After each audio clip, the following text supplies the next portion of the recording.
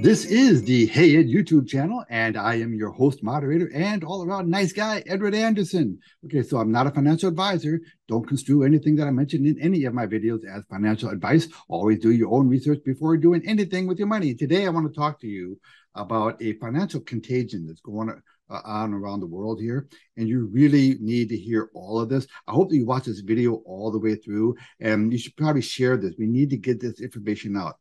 This is going to be a pretty serious topic, but I got to tell you that as I am explaining this really horrible news that's going on out there, I got to tell you, there's some hope in my heart because people on my team are very well prepared for this. You can take advantage of this, believe it or not, the things that are going on. And so, I mean, being prepared makes all the difference in the world and knowing what's going on. There is a currency crisis that is working its way around the world.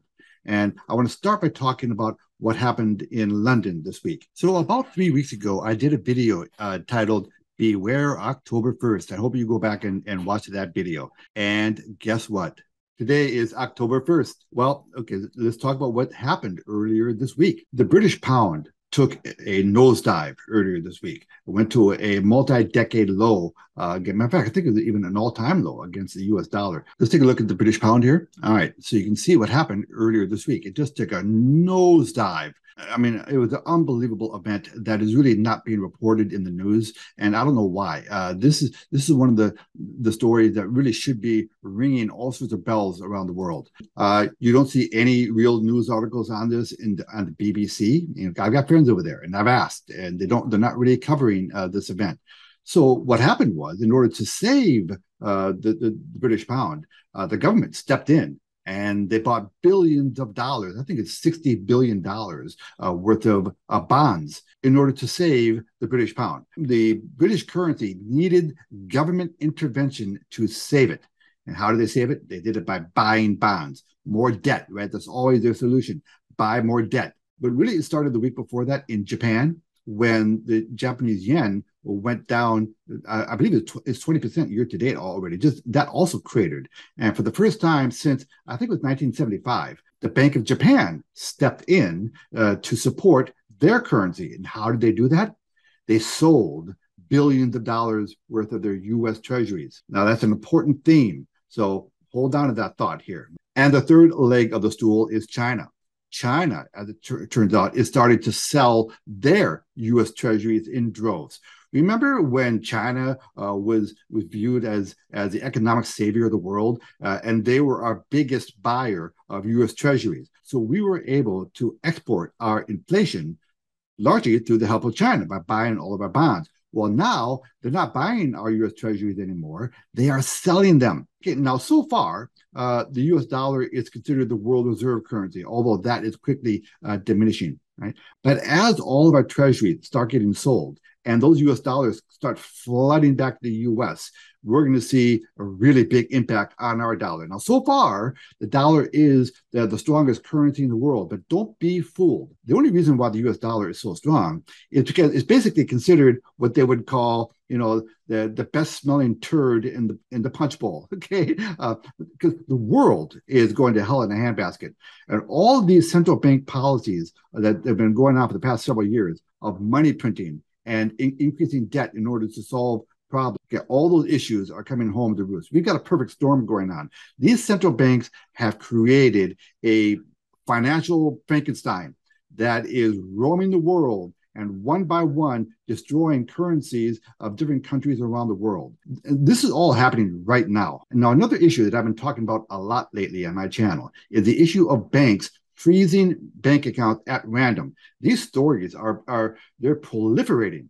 Anybody who has a significant amount of money in any bank, you should think really hard about that. You really want to start getting your money out of the bank for several reasons. One is they're freezing people's bank accounts randomly, and you have to go in and prove to them that you're not a criminal. You have to prove to them that it is your money. It's really getting out of control. And at the center of all this at the moment seems to be London. For some reason, the UK seems to be having a particularly hard time getting money out of their banks. All my friends over there in the UK, listen, if you guys are not working to get your money out of the bank, I don't know what you're waiting for. You have a disaster that's not around the corner. It's here right now. And I promise you that when you go to your bank, there is more than a 50-50 chance that you're going to have to justify, what you're using your money for. It's really out of control now. And remember, any money is sitting in your bank, whether it's in the UK or the US or anywhere else in the world, it's not considered your money legally.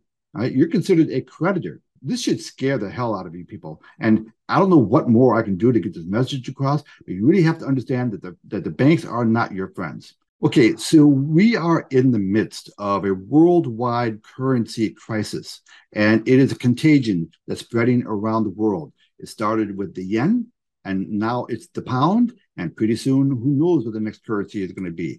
But it's going country by country. And the further we get into the fall here, the more of these events we're going to see. At some point, the bottom is going to fall out. Now, as I'm recording this, it's Saturday, October 1st. Come Monday, who knows what could happen in the market. Let's take a quick look at what's been happening in the market, by the way. So yesterday, the Dow Jones Industrial Average was down another 500 points. I've done videos on this ad nauseum lately, and you can see that the market did break that very critical support level. So this market is really, really on thin ice. And the computers, I think, are going to start taking over pretty soon. Between the algos doing their computerized selling and the margin calls that people are going to be getting, we could create a really big flash crash. So look, it might not happen, but you want to be aware of what's going on. I believe the number at the moment is $7 trillion of wealth has evaporated just this year already, and over $3 trillion in pension funds and 401ks are gone as well. People are losing their wealth, and this whole business of buying and holding just drives me crazy. Now, I worked on Wall Street for an awful long time, and that was always the mantra, buy and hold, but drove me crazy. Buy and hold is not a strategy. The market doesn't have to go up. There's plenty of room for the market to go down. If you look back just 2 years ago, the market is still up from where it was 2 years ago. 2 years is not that long a time. There's plenty of room for this market to unwind some more. I think what we're going to have coming up here is a financial crisis that is going to make 2008, 2009 look like a picnic. So any assets you have sitting in your bank, in your local fiat currency, number one, it's not safe because the banks might steal it from you. And number two, it's a depreciating asset. Any money you have in your fiat currency it's losing you money. It's a guaranteed loss on your money. So for those of you who think you're being conservative, you're being safe, like giving your money there, all you're doing is guaranteeing a loss on your buying power.